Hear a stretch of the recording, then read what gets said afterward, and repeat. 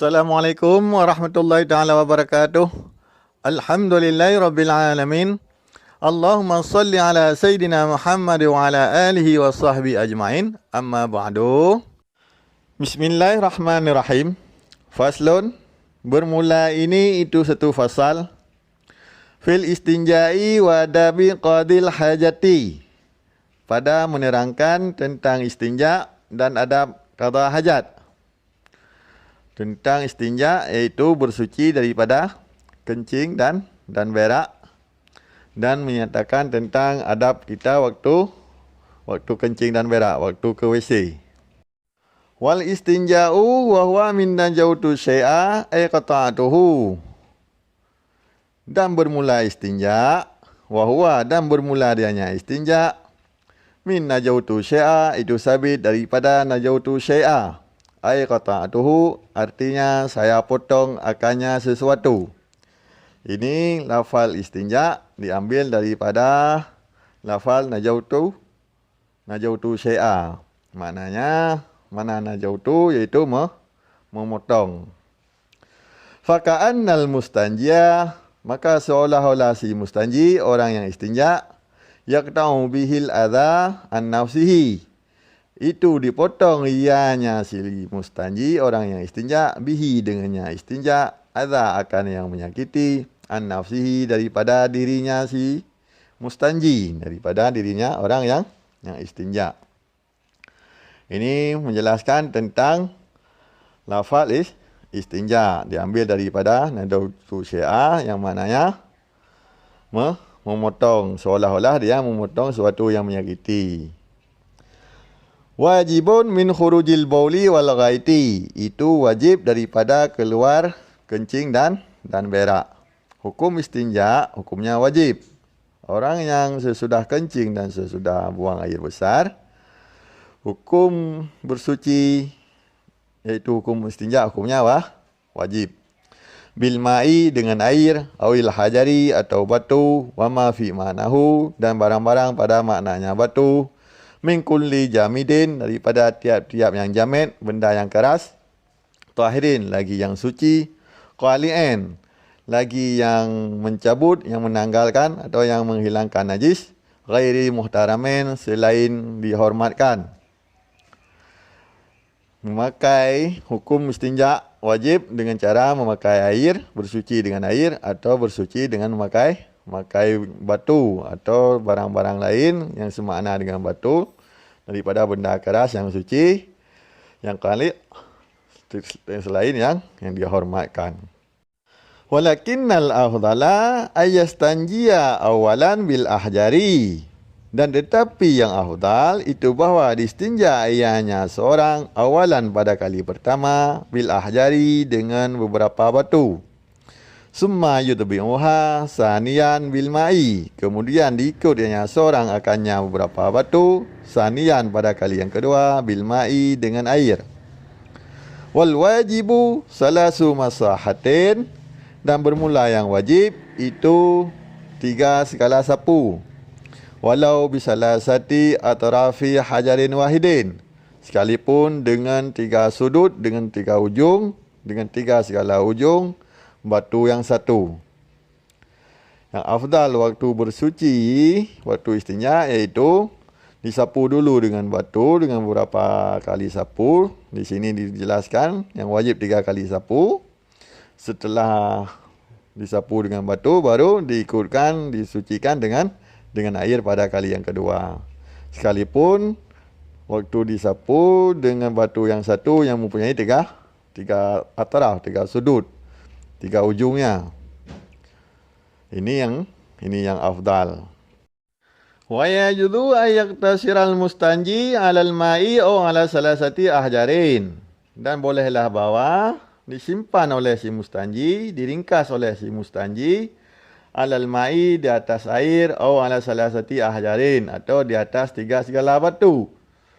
Orang yang istinja boleh memilih bersuci dengan air atau boleh bersuci dengan 3 batu. Yungki bihinal mahalla, yang bersih hanya si mustanji dengan mereka itu 3 batu akan tempat. 3 batu yang sanggup membersihkan tempat keluar najis tersebut. baik kencing atau berak. In hasalal inqa'u biha, jika hasillah bersih dengannya 3 batu. Wa illa tidak bersih, zada 'alaiha, niscaya dilebihinya si mustanji 'alaiha, di atasnya 3 batu, hatta yungkiya, sehingga bersihnya tempat.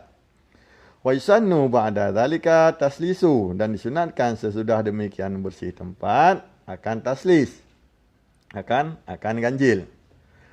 Boleh memilih antara beristinja dengan air atau istinja dengan batu, tapi batu yang sanggup membersihkan tempat keluar najis. Jika hasil dengan 3 batu, maka sudah memadai. Jika tidak bersih dengan 3 batu, maka wajib dilebihkan sapu di atas 3 batu sehingga bersih tempat keluar najis. Sesudah bersih, jika bilangannya itu tidak ganjil, maka disunatkan ganjil. Misalnya bersih pada sapu yang keempat, disunatkan taslis, iaitu ditambah 1 lagi sehingga jadi 5 kali sapu.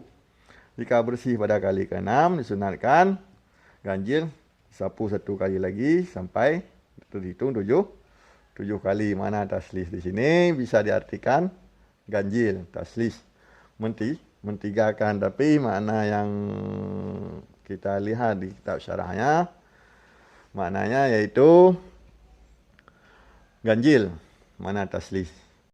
Fa in aradal iktisara ala ahadihima fal ma'u afdalu, maka jika dikehendaki ianya si mustanji akan ringkas, akan simpan ala ahadihima, di atas salah satu keduanya, air dan batu, fal ma'u afdalu, maka bermula air itu lebih afdal, lebih utama. Li'annahu, karena sesungguhnya air yudhilu ainal najasati, itu dihilang ianya air akan ain najis, akan zat najis, wasaraha, dan bekasannya najis. Jika kita menghendaki tidak yang utama yang afdal tadi, yaitu distinja dahulu dengan 3 batu, kemudian pada kali yang kedua diikuti dengan istinja dengan air, itu yang lebih utama. Tapi jika memilih di antara air atau batu, lebih afdal dengan air. Sekalipun dengan batu juga boleh, dengan air juga boleh, tapi yang lebih afdal dengan air kita beristinja. Wa syartul istinja'i bil hajari alla yajifal kharijun najisu, dan bermula syarat istinja dengan batu itu bahwa tidak keringlah yang keluar najis.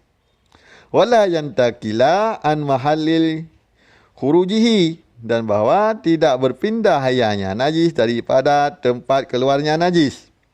Wala yatra'a alaihi najisun akharu ajnabiyun, dan tidak datang di atasnya najis oleh najis yang lain yang ajnabi.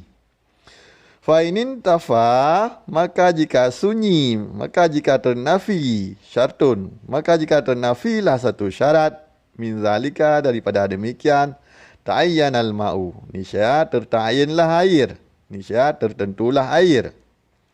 Syarat boleh istinja dengan batu, ini ada beberapa syarat. Yang pertama, najis yang keluar belum kering dan tidak berpindah daripada mahal keluarnya, daripada tempat keluarnya najis, tidak tercecer ke mana-mana di bagian tubuh yang lain, tidak berpindah najis daripada tempat keluarnya, dan tidak datang najis yang lain, tidak terkena najis yang lain kepada najis yang keluar tadi.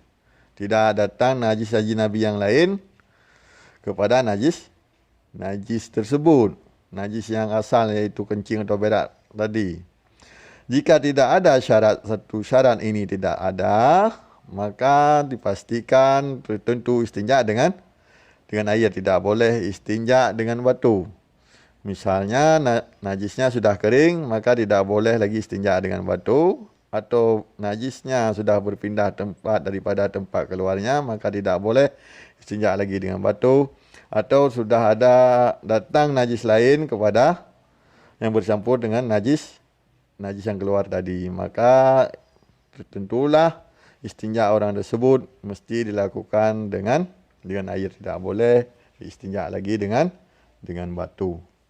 Wa yajtanibu wujuban qadil hajati, dan dijauhi akan sebagai jauhi yang wajib qadil hajati, oleh orang yang qada hajat, istiqbal al-kiblati, akan menghadap kiblat, al-ana, kiblat yang sekarang. Wahya Ka'batu, dan bermula dianya kiblat yang sekarang itu Ka'bah. Wa istidbaraha fi saharai, dan akan membelakanginya kiblat fi sahara, pada tempat yang luas, pada tempat yang lapang, pada padang. Illam yakun bainahu wa bainal kiblat, jika tidak adalah di antaranya orang yang qada hajat dan di antara kiblat, satirun, itu satir, itu pemisah, itu tabir.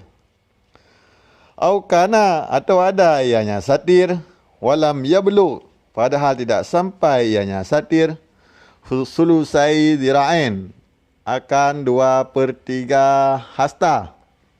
Au balagahuma, atau sampai ianya satir akan keduanya 2/3 hasta. Wa ba'uda anhu, padahal jauh ianya satir daripadanya orang yang qada hajat, aksara min salasati adru'ain, akan lebih banyak daripada 3 segala hasta. Bidra'il adami, dengan hasta manusia, dengan hasta anak Adam. Kama qala ba'duhum, sebagaimana barang yang telah berkatalah sebagian mereka itu ulama. Ini sudah masuk kepada adab qada hajat. Orang yang qada hajat pada sahara, pada tempat yang lapang, tidak boleh menghadap kiblat dan tidak boleh membelakangi kiblat, iaitu kiblat yang sekarang, kiblat al-an, iaitu Kaabah. Tidak boleh menghadap Kaabah dan tidak boleh membelakangi Kaabah. Syaratnya jika tidak ada satir yang setinggi 2/3 hasta dan tidak jauh daripada dia sedang qada hajat, tidak sampai jauhnya ke arah kiblat 3 hasta kita manusia. Inilah pendapat sebahagian ulama. Jika ada satir yang setinggi 2/3 hasta dan jauhnya tidak sampai 3 hasta dari dia arah kiblat, maka tidak haram. Ini menjauhi menghadap kiblat dan membelakanginya kiblat, hukumnya wajib. Jika juga dia melakukan qada hajat menghadap kiblat pada sahara sedangkan tidak ada satir yang memadai, maka dia berdosa. Wal bunyanu fi hadza kas-saharai, dan bermula bangunan pada ini menghadap kiblat dan membelakanginya kiblat itu sabit seperti sahara, seperti tanah lapang, seperti padang. Hukumnya sama tentang menghadap kiblat dan membelakanginya kiblat. Bi syarti madhkuri, dengan syarat yang disebutkan tadi. Illal bina'a mu'adda liqada'il hajati, kecuali bangunan yang disediakan bagi qada hajat. Kecuali khusus bangunan yang disediakan bagi qada hajat, maka tidak diharamkan menghadap atau membelakanginya kiblat. Fala hurmata fihi mutlakan, maka tidak haram fihi, itu mewujud padanya bangunan yang disediakan bagi qada hajat, mutlakan, hal keadaan mutlak. Jika bangunan khusus WC, maka menghadap kiblat dan membelakanginya kiblat, tidak ada syarat yang disebutkan tadi. Wa kharaja bi qaulinal al-ana, dan keluar dengan kata kita, apa kata kita, al-ana, pada sekarang, maka na kiblatan awalan, oleh barang yang ada ianya barang itu kiblat pada awal-awal. Ka baitil muqaddasi, seperti baitil muqaddis. Fal istiqbaluhu wa istidbaruhu makruhun, maka bermula menghadapnya Baitul Maqdis dan membelakanginya Baitul Maqdis itu makruh. Hukum menghadap kiblat dan membelakanginya kiblat di dalam bangunan yang tidak disediakan khusus untuk qada hajat, hukumnya seperti kita qada hajat di padang juga, di sahara juga. Kecuali yang tidak ada syarat yang tadi, jika khusus bangunan tersebut untuk qada hajat, itu WC. Jika di dalam WC tidak haram atau tidak wajib menjauhi, menghadap dan membelakangi Kaabah.